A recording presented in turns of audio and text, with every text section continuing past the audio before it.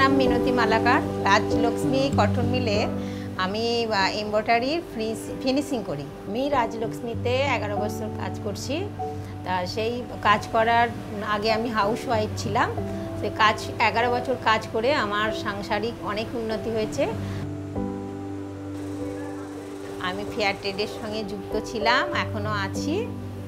তো ফেয়ার ট্রেডের আমাদের যে প্রজেক্ট করা হয় সেই প্রজেক্টে মনে করুন অনেকভাবে সাহায্য করে। যেমন মেশিন দেওয়া হয়েছে, সেই মেশিনে ঘরে বসে কাজ করে আমাদের উপার্জন করতে পারা যায়।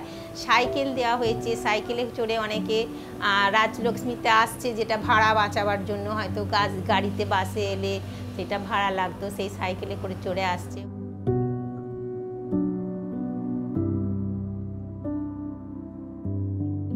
RCM-এ কোনোদিন পুরুষ মহিলাকে আলাদা করে দেখা হয়নি।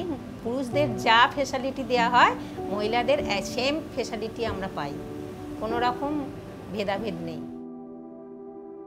মহিলাদের কমিটি আছে, সেক্সুয়াল কমিটি। এটা শুধু জাস্ট ওই কমিটিতে কোনো পুরুষদের মানে অ্যালাউ নেই, এটা জাস্ট মহিলাদের জন্যই কমিটিটা।